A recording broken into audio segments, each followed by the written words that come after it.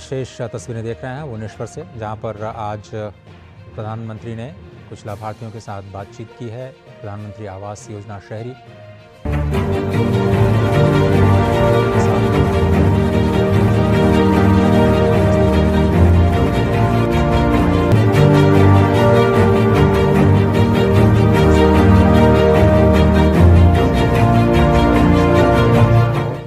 अहम दिन है भुवनेश्वर के लिए, क्योंकि करीब 4000 करोड़ रुपए की परियोजनाओं की सौगात उन्हें मिलेगी और उड़ीसा की महिलाओं के लिए बहुत ही अहम दिन है, क्योंकि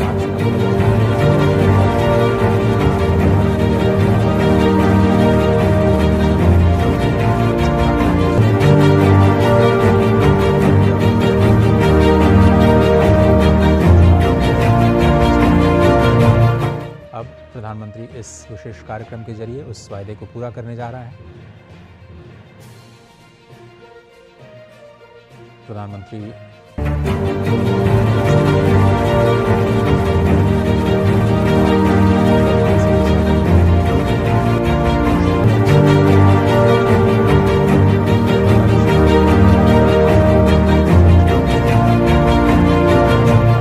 के लाभार्थी ये अपने उसी घर और घर की सुविधाओं के बारे में प्रधानमंत्री को जानकारी दे रहे हैं और प्रधानमंत्री ने खुद उस आवास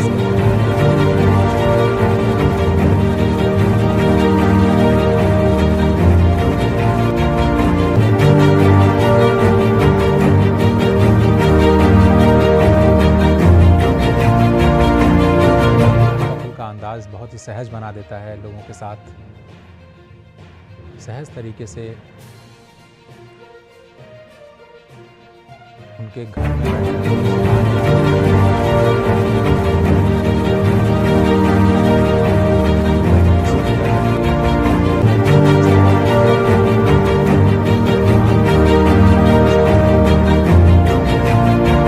उन्हें अत्यंत लोकप्रिय बनाता है। आपको बताएं कि सीधे भुवनेश्वर पहुंचने के बाद वो इस पहले जिसे स्लम एरिया कहा जाता था,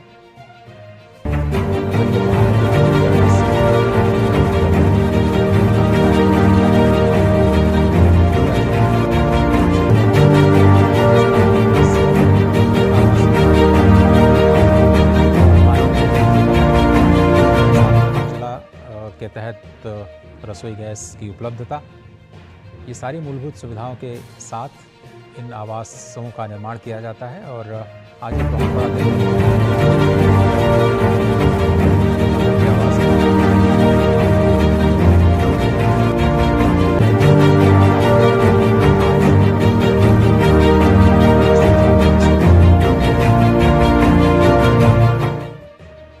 उड़ीसा के मुख्यमंत्री मोहन चरण मांझी भी आज प्रधानमंत्री के साथ इन हल्के फुल्के पलों में साथ देते हुए नजर आए।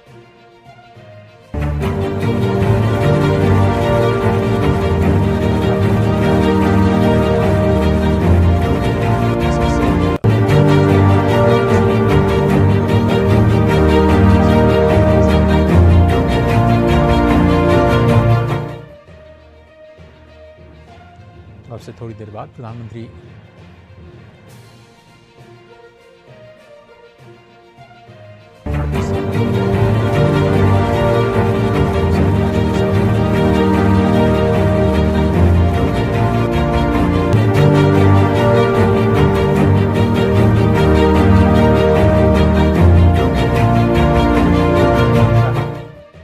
उस सुभद्रा योजना की, सुभद्रा जैसा कि आप जानते हैं भगवान जगन्नाथ और भगवान बलभद्र की बहन के रूप में श्री मंदिर में विराजमान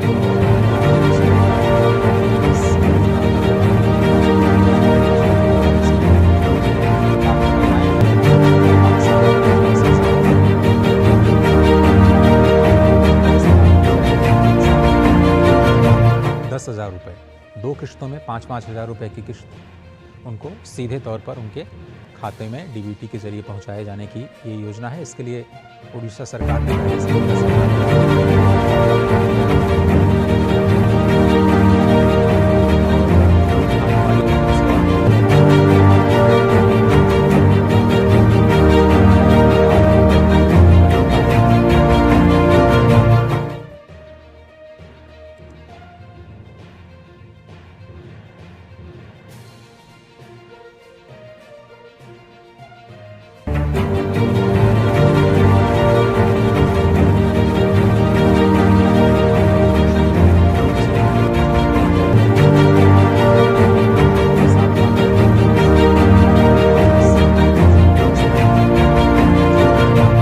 अधिकारी हैं उनके मुताबिक।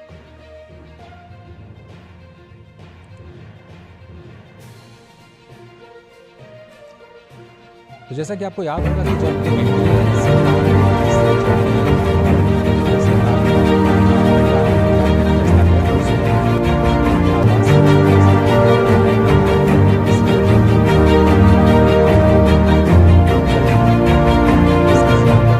रीइन्वेस्ट जो आरई इन्वेस्ट 2024 गांधीनगर में सम्मेलन आयोजन किया गया था, उसमें उन्होंने प्रधानमंत्री ने इस बात का जिक्र किया कि कैसे 4 करोड़ घर पहले बनाए जा चुके हैं।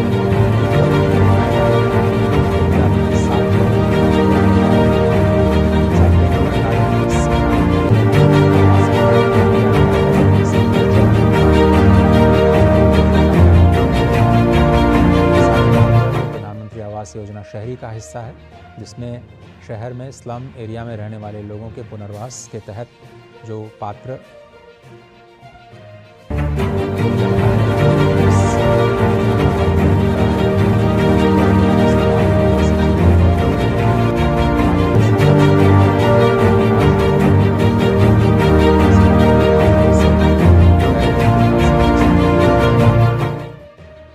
और प्रधानमंत्री भुवनेश्वर पहुंच चुके हैं। आज बहुत ही अहम दिन ओडिशा के लिए।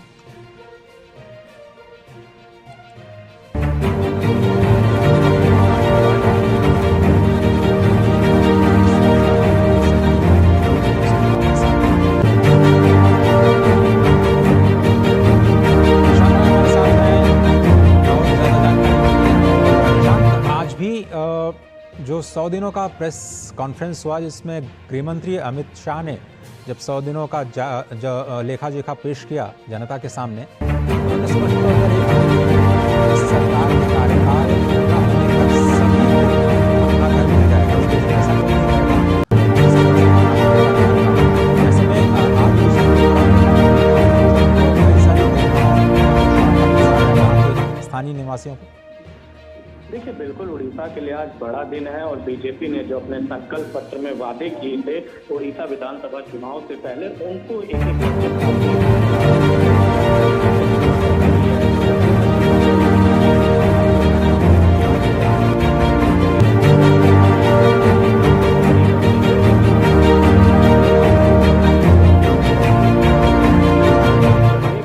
खुशी के भाव हैं वो नजर आने लगेंगे। इसके अलावा प्रधानमंत्री आवास योजना शहरी को लेकर भी प्रधानमंत्री नरेंद्र मोदी आज एक बड़ा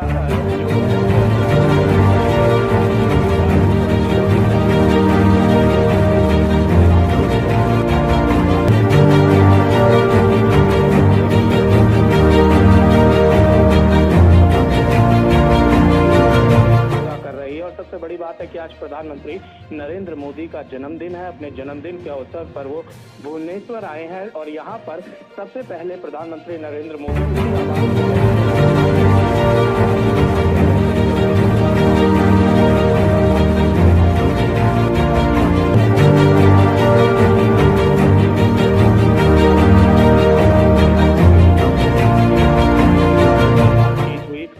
तस्वीरों में देखेंगे किस तरीके से प्रधानमंत्री एक छोटी बच्ची से लेकर तमाम लोगों से खुद को कनेक्ट कर रहे हैं। और ये कहना गलत नहीं होगा कि प्रधानमंत्री की लोकप्रियता के पीछे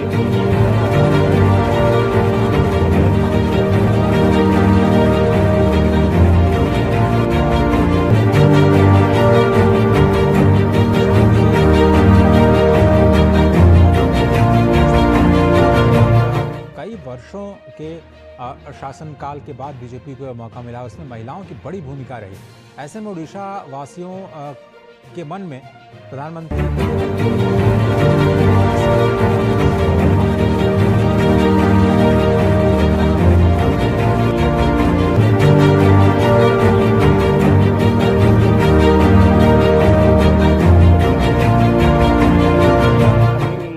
वर्गीय महिलाओं से बातचीत की जाए। उनका कहना है कि जो उनको वादे थे वो बीजेपी पूरा कर रही है। और सुभद्रा योजना आप समझ सकते हैं, 5 साल में 50,000, 1 साल में 10,000।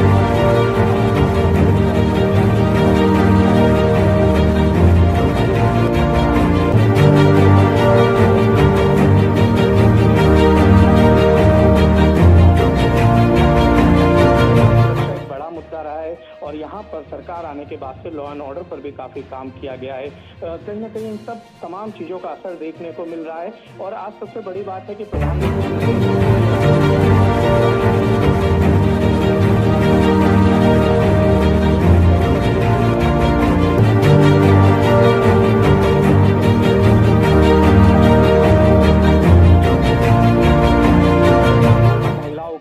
आप कह सकते हैं कि चेहरे पर खुशी का भाव है, क्योंकि प्रधानमंत्री नरेंद्र मोदी सुभद्रा योजना की पहली किस्त जारी करने जा रहे हैं। यानी कि जो मातृशक्ति के प्रति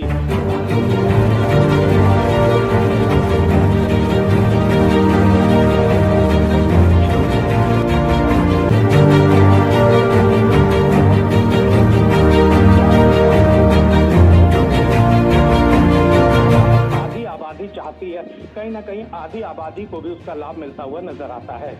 तो बिल्कुल सही कहा। और इसके अलावा कुछ और बुनियादी ढांचे की परियोजनाएं भी हैं जिसकी घोषणा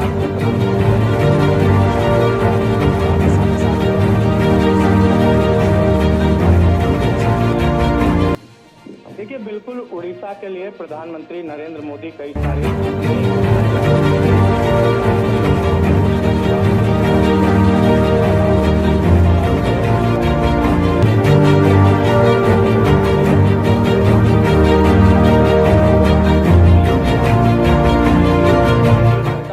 जा रही थी, तो उन्होंने अपने भाषण की शुरुआत ही जय जगन्नाथ शब्द के साथ करी थी। तो इसका सीधा मतलब यही था कि अब उड़ीसा भी बीजेपी और प्रधानमंत्री दोनों के लिए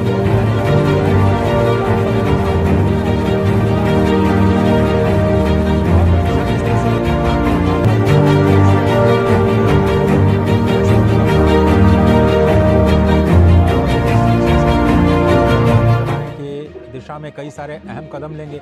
उसमें मुझे याद आता है कि बजट में पूर्वोदय योजना की शुरुआत की गई है, जिसमें उड़ीसा एक अहम राज्य के तौर पर शामिल किया गया है।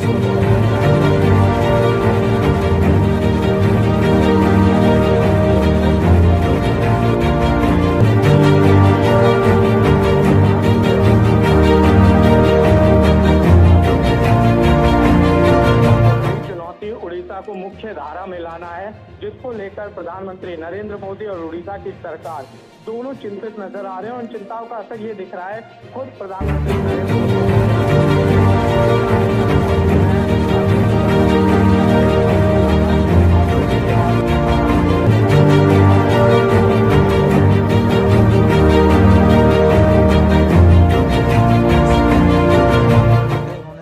कई सारी अहम घोषणाएं की थी। ये चुनाव से पहले की बात है, जिसमें करीब 70,000 करोड़ रुपए की परियोजनाओं का उन्होंने जिक्र किया था।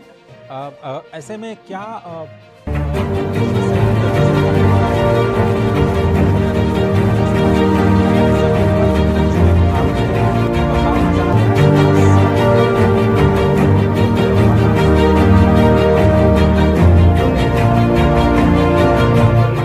उड़ीसा के लोगों में काफी खुशी नजर आ रही है। और इस समय मैं उसी गांव में मौजूद हूं, जहां पर प्रधानमंत्री नरेंद्र मोदी ने लोगों से बातचीत की थी और लोगों से